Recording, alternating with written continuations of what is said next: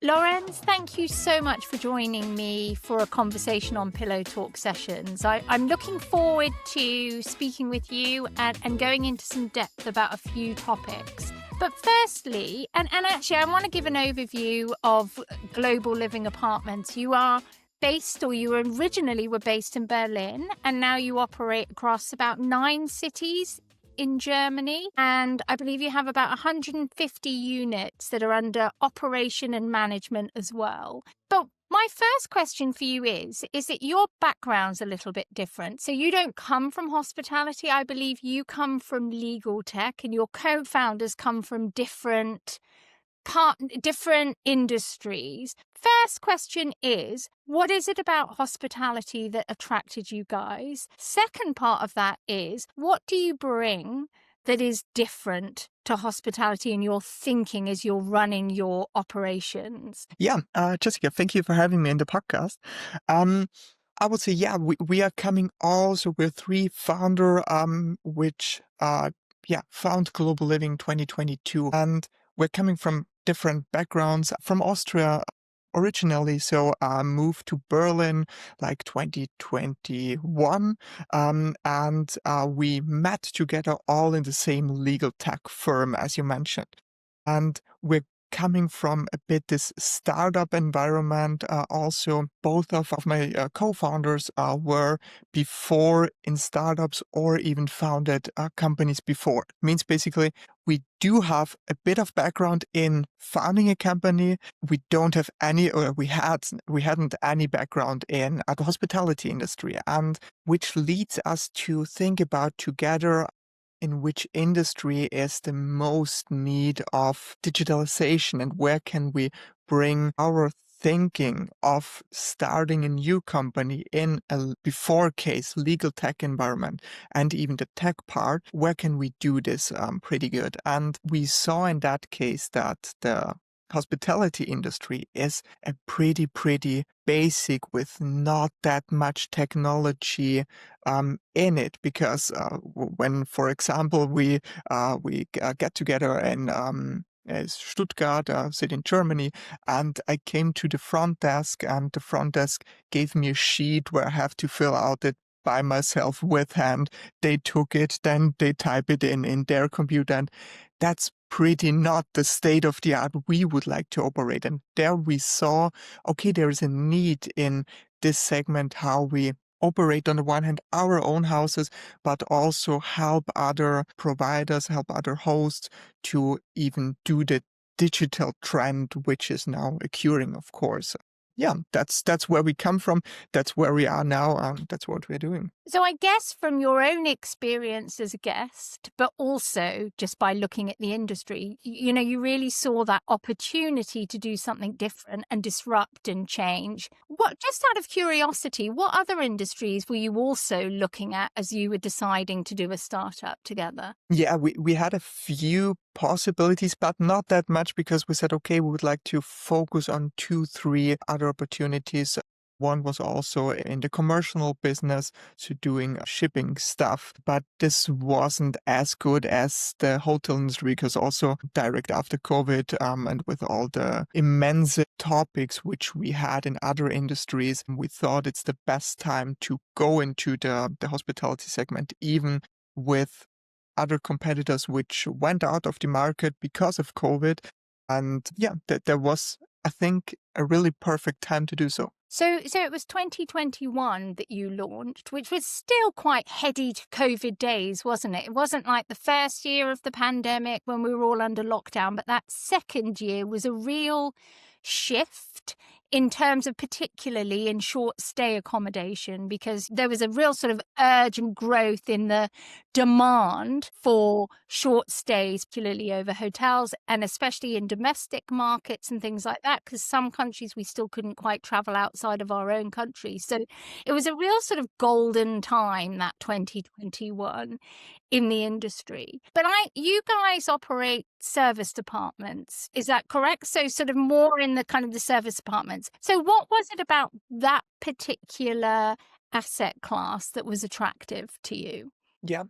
I think the group we are focusing on and the people which stays with us are mostly like families or even groups. So we are not providing, or we're providing a very less amount of our rooms are even just for two people. So it's under 10% of our rooms are just for two people. So what we are doing is we saw, and that's what we are doing today too, is we saw the need in the guest segment families, because we see that over many more generations, like grandchildren, the parents, and even the grandparents, they are traveling together. And that's what's not a typical hotel is like, to come together in one room or even in one apartment, to have my own breakfast, for example, then go out, enjoy and explore the city, and then come back for the like evening or lunch and say, okay, we are coming together as family. And that's what we in most of our apartments are providing. And this group of guests we try to address, and we do address, is a very, for us, good opportunity in a niche of segment. So it's quite refreshing, because often with service departments, it will be obviously the business travelers, but then also a lot of talk of digital nomads and that expanding that leisure pleasure. But I suppose also that's, digital nomads bring their Yeah, families with them, yeah, yeah, And I did mention to you in the pre-call that we did that I am looking to book a place yeah, for my family in Berlin, yeah, and we are just about to book one of your yeah, apartments. So I'm very much looking forward to trying one out. yeah, I think, though, if we go back to the opportunity that you saw in the sector, so there's that digitalization piece, but then there's also the type of guest and yeah, offering something to them. yeah. But if we go back to the digitalization piece, is it like, where do you see the biggest opportunity in terms of that? Is it from the guest experience side, or is it the operational side, or both?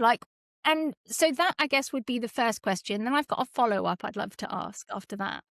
I think both sides are very attractive, because as you see, and if you go like in a Berlin market, and if you search for two people for a room, then you get 1,200 rooms. But if you go then bigger in head counts, then you have just a few of that, like 20, 30% maybe. And the supply does not fit the demand of guests, because we have a occupancy rate around the year approximately at 92%, which sees the exact opposite of many hotels. They achieving like 60, 65%, maybe in Berlin a little higher, but we're having across all of our 9 cities in Germany over 90% occupancy rate.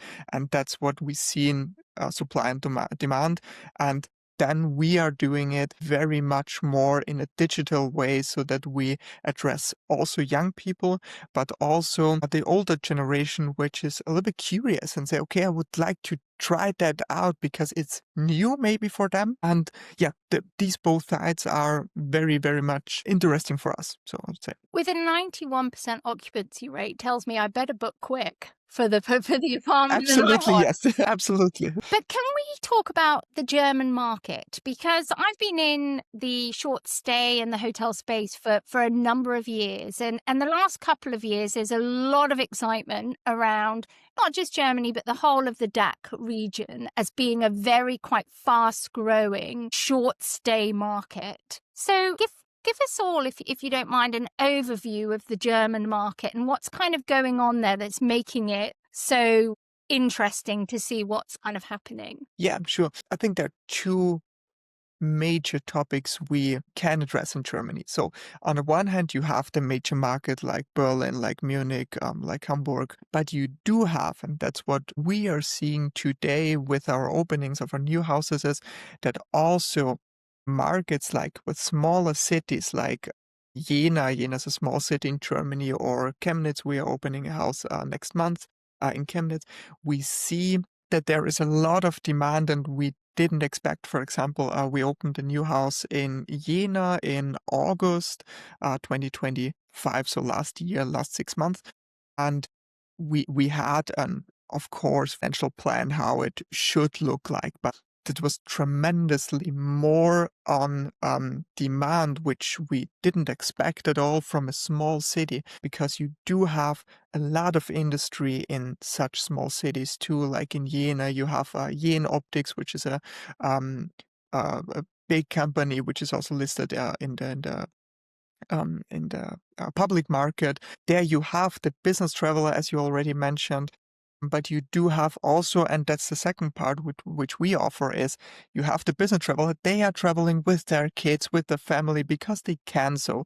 And that I think this makes the German market really interesting for us to see that there's not just Berlin or Munich, which has a really high occupancy rate, because also in Jena we have a over 90% occupancy rate the last 6 months. Yeah, that makes it really interesting. So the demand is there and you're helping with the supply side, Yeah, yeah, bringing it in. absolutely. I want to talk about where you're getting the supply in a minute. But before I get to that, is there any, like, what's happening regulation-wise in Germany? Is there, the traditional Airbnb of the single-family homes? Is that, like, how does that kind of market compare to what you're doing with the more, multi-unit Yeah. So properties? absolutely. So you have a very strict rules in such big cities like Berlin, Munich, and so on. So you are not able to use a classic flat, which you can use privately also for Airbnb. And I think that's really good, because then you take out of the really strict market, which is in Berlin not even that good, and Munich also not. You have the private market. So, but you have to separate that completely, because what we are doing is we are converting commercial real estate basically out of office spaces, out of other commercial real estate, which you're not able to use as private living areas, because we are stricted in that we are not allowed to rent them out more than 6 months. So basically, we're even not allowed to do so. And the rules are very, very strict. So you have to all fire rules, and what you have to do before you get the permission to open a new house. It's a very long process. You have to deal with very much laws, but it's good to do so, and also that you don't can just convert a private flat in a house to any Airbnb to gain and own money. So that's not the deal in that case. Yeah. So the commercial assets that you're using, I guess it's like offices. Would it be old retail as well that you're using? Like, are you being quite creative around what kind of buildings that you might then be converting into rentals? Yeah. So we did quite a lot in the last 2 or 3 years, because we also did it with retail market, because it wasn't able. This was a flat in Berlin for around about 400 square meters, and we converted them into six rental apartments in the basement. So basically, it wasn't able to rent out. One flat we converted from office space, which we're not able to rent out, and even other. It doesn't matter for us what type of property it is currently, because everything goes out and everything goes new in. Like in Chemnitz, the other small city we're opening the next 1-2 months, we had a dance floor, for example, in the first floor. Everything out, everything new in. But it was vacant for the last 1.5 years, and the owner wasn't able to rent it out in the public market. And then we came and said, okay, hey, this is our concept. This is what we can offer. And then also landlords and investors are willing to invest in the property, because now we're renting this for the next 10 or 15 years. And then they are fine with the investment before, and we can bring life in this building. So you've turned a dance floor into a rental, Yeah, into a. correct. That's Yeah, great. yeah, That's great. absolutely. But just to let me just make sure I'm really clear on that, is that these commercial buildings, when they're turned into rentals, they cannot be rented as long term. Is that Yes, what that's you correct. mean? Yeah. Because they don't Normally, fit yeah, whatever the regulations is for that, but they can be for short stays. yeah. Yeah, so because you're not able to do it privately, so you can do it commercially, but then you have in normally a strict rule in the property that you're not allowed to lend it more than 6 months, for example, because there are other rules like you have to do a different light concept because then more space of light than in a 2 day stay has to be there, and there are other rules you have to deal with in the private space, then you have to do it. You doing a normal hotel concept in that case. So there's not maybe necessarily windows in all of the units? They are, but they have different, for example, sizes. In the private spot, Yeah. you have to have like specific light concept where the windows has specifically big, but you don't have to do that. For example, in the commercial real estate where you just stay for 1, 2, or 3 days. So there are different things, but we don't have rooms without even windows. That's not our case. But they don't have to be just another or a different rule which we Yeah. have to follow. Yeah, and it's helping the asset owners make use of their properties in a different way. But just back to the no windows, we have actually had on an episode 2 guests that have separately talked about Yeah, Moment, which is in Berlin as well, where they are actually trialing windowless rooms yeah, to great yeah. effect. Yeah, you can see, and that's what we are also facing day by day, is that people would like to travel a lot. So that's what they would like to. But sometimes they're not able to afford it. And what we are also doing, and this is a similar concept to that, is that we're trying to reduce the ADR per guest even to the lowest we can, so that they say, okay, we're staying maybe in a property which is or in a room which is, I don't know, 20, 25 square meter, but we are dealing with it that we're staying with 4 people. So not a normal hotel would deal with that, but we are doing it, and that's what the guest asks for, because then they can even divide 100, €150 per day or per night into 4 people, and then it makes it more affordable for them to travel more than particularly. It is interesting, isn't it? Because as long as you have got a guest in mind, a customer segment in mind, whatever your ideal customer segment is, then you make sure what you're offering goes to that. Yeah, Not everyone yeah. wants or can be the luxury end and that Yes, side. There's a 100%. huge basis. And it's actually, again, really refreshing to speak to an operator that's not looking Yeah, for the luxury yeah, kind of yeah, market absolutely. as well. So I want to talk to you about another topic. And we have had, in our last episode, we had Uli Pilau, who is one of the co-founders and the CEO of Apaleo. And he Yeah, talked to us about how in parts of Europe, and one of the examples was Germany, where regulations for lorry drivers, truck drivers for the rest of the world, lorry drivers for us Brits, truck drivers for everybody else, how they can no longer just sleep in their yeah, cabins of their yeah, trucks anymore. So they have to actually stay an overnight somewhere. So there's all these lodging options springing up on the highways, motorways of Germany in order to kind of facilitate this. So that's an example of new kinds of lodging that fits really well with a sort of autonomous hospitality model where it's very much digitalized. You yeah, don't want loads of staff there. You just, yeah, need to just in, out, the basics kind of thing. But then there are other types of lodging,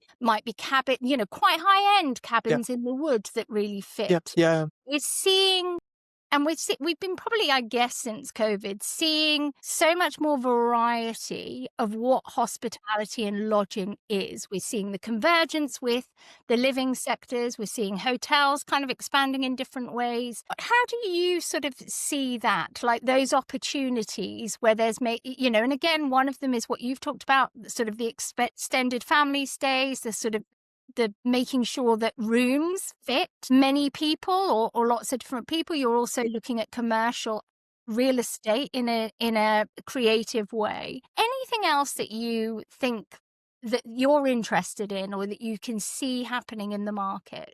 yeah. I think that's really interesting what you are speaking about. Because if you look 10 years back in the hospitality industry, there were no of these like concept where you, I don't know, on the truck driver where you can just sleep in a container, for example, but which is very, very luxury often in that case for a container. I think today, and that's what we are also thinking about, is you don't have, and we see that for the specific property owners too, that normally they, in bigger buildings, they would like to rent out the whole buildings.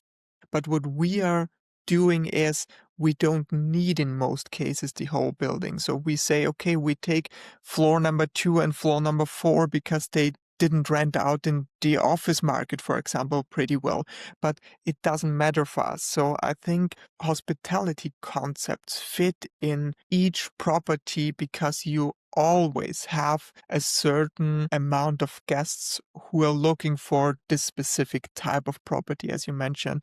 I don't know, in certain areas, or even in backyards where you can sleep in the trees or something like that. And I think for all of these concepts, there will be supply and demand. And I think this is new for the hospitality industry because the way how we sleep in such properties are in so many different ways, not just I go into a hotel if I go on travel or even not. I think that's the really major part, that there are so many concepts. All of them are working. One of the topics that we talk about on this podcast and that I'm very interested in is the concept of tech-enabled hospitality. I recently wrote a book about tech-enabled Yeah, hospitality, where I spoke to lots of operators around the globe around what that kind of means and how does it sort of play out in operations, but how will it, and guest experience as well.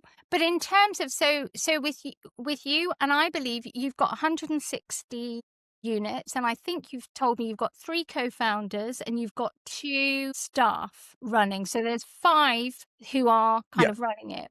yeah, So it's a lean operations that you yeah, have. And it's not only that, but you're in cities that are, miles and miles apart from each other. yeah, absolutely. How do you look at and especially as coming in not from a Hmm. hospitality background, but Okay. coming in from, a totally different market?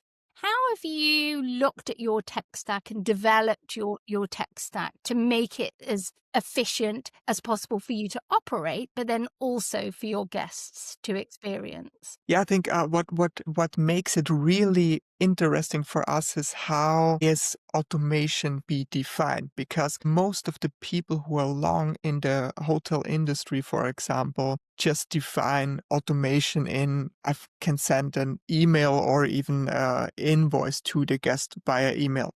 And that's what most of the part of the hotel industry are looking at, automation or even using automation. And as you mentioned, we are coming from a complete different side or out of the tech industry, and we are looking on each thing we have to do before we think about, do we need someone for a specific task? Is, can we do this with an automation, or can we do this without having another operations employee or something like that? So, and that works pretty well because then we implement before. So tech first is, I would say, the name for that.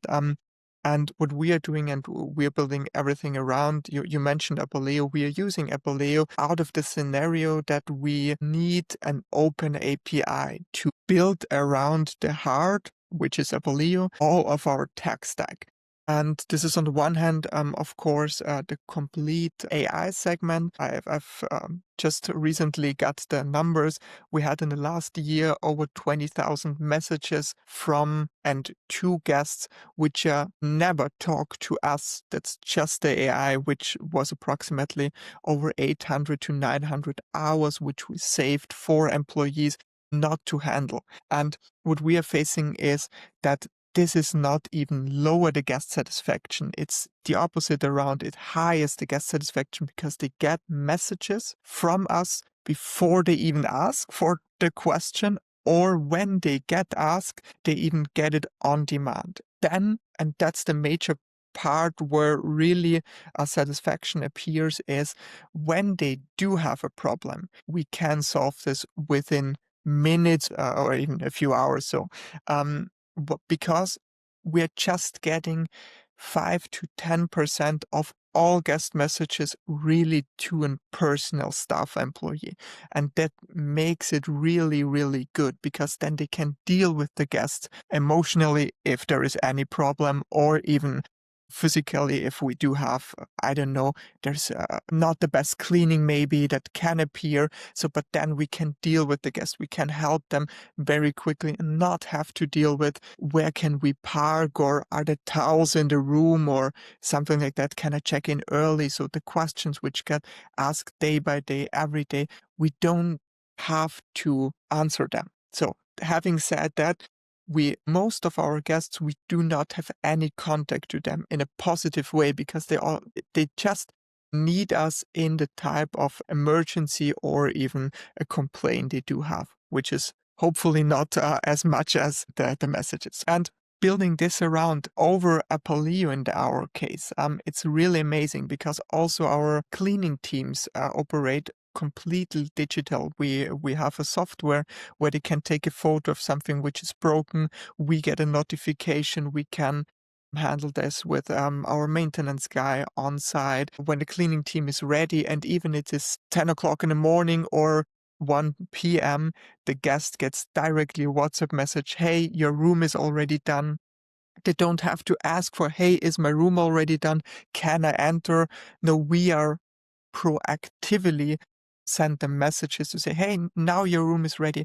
And that's what makes for us real guest satisfaction, because they love it that they get an answer directly, or even room is ready at 12 p.m. Let's go, we can get in. So, and yeah, that's our tech stack. And of course, we're doing all of the stuff automatically and just dealing with the guests when they have an issue, or even need help by anything else which the AI cannot handle. So this both together is an amazing amount. We can lower our costs tremendously and give this ADR advantage to our guests. So, and that's why, of course, is our ADR and occupancy rate in that region.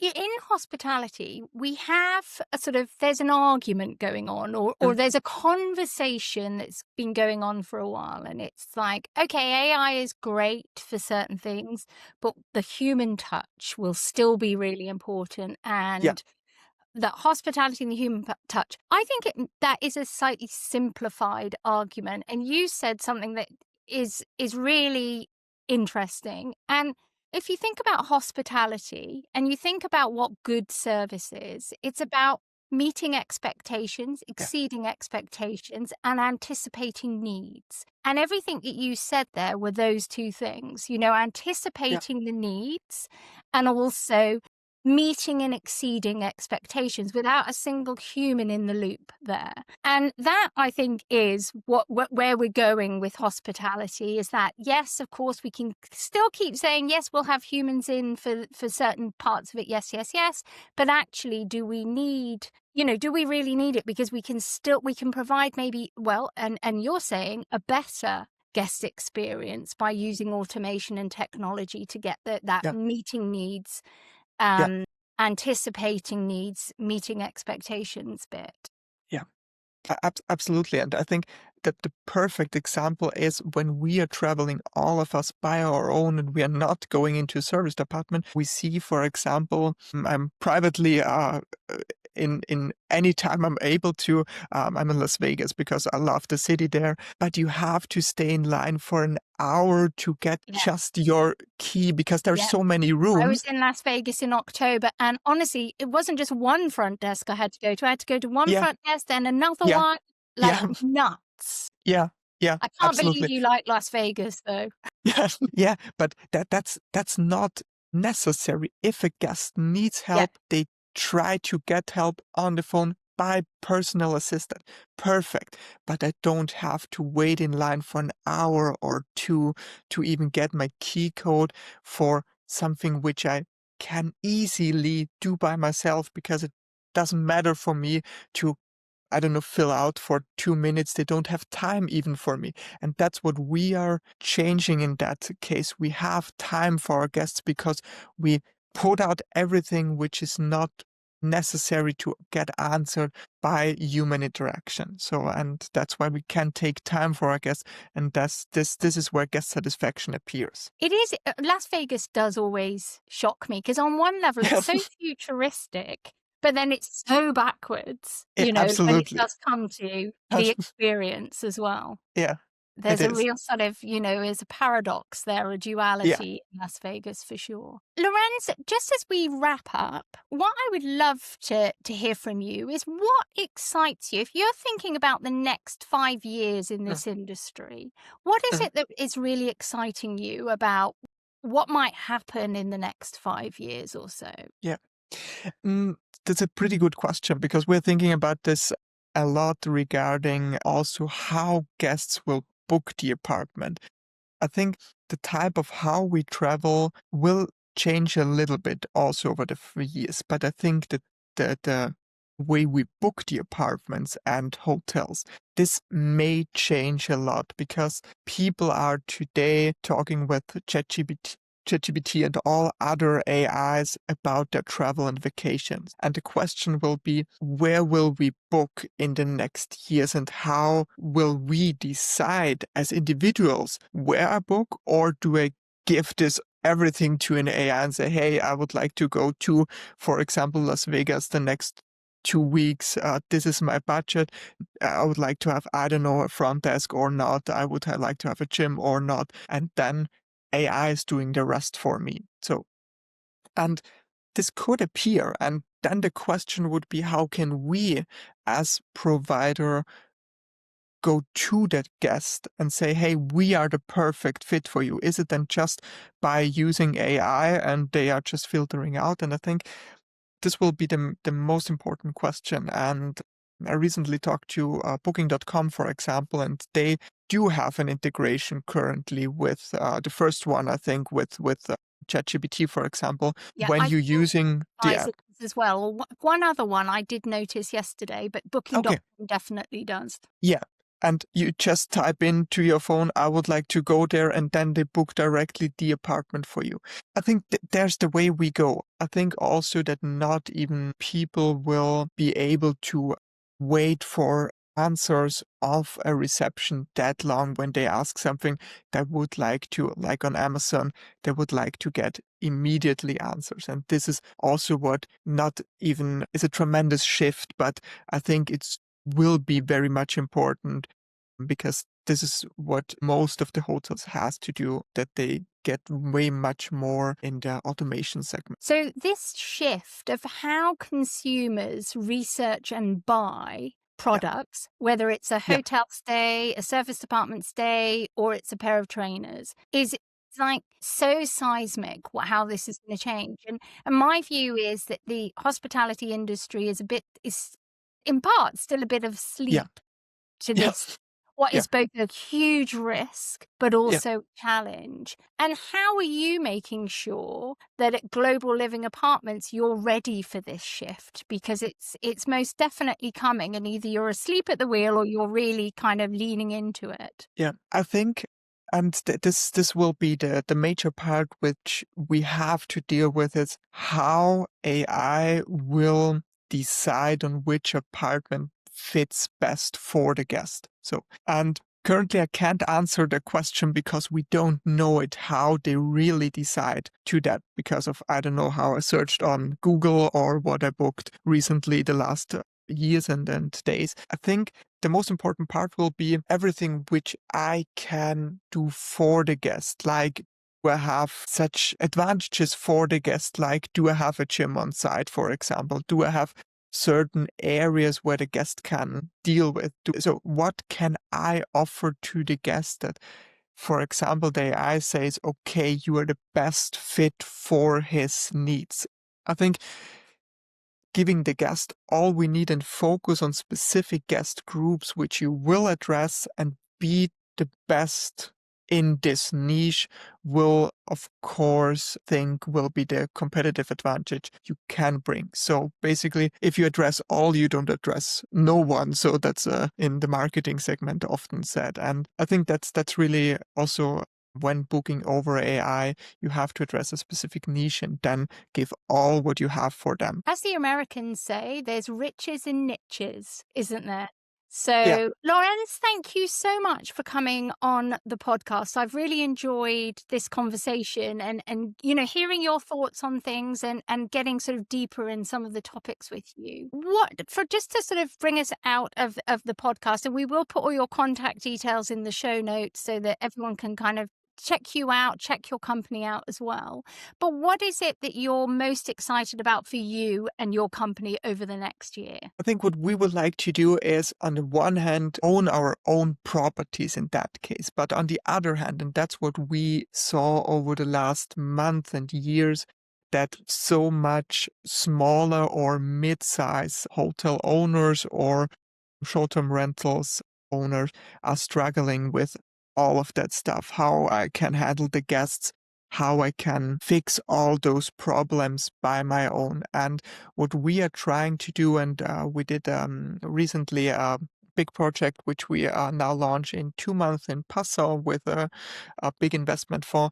What we are trying to do is we would like to help all of them by driving their property. So we would like to take over more property management in that case. And on the other hand, we are driving our own properties. But that's what we are focusing on for 2026, that we try to get property owners which are struggling maybe or even don't want to hustle every day, that we can help them. This over property management. You had recently a guest ready, for example, as a guest, and I think that they're doing this pretty well in that segment. And we would like to offer our service in a very similar segment too, because the need is really, really high, I think.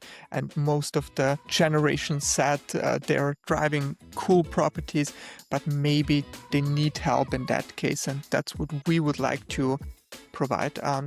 That's basically what I think, which will be having very much impact on the industry, but also on our company. Brilliant, Laurenz. Thank you so much. And thank you for being on. Thank you, Jessica, for your time.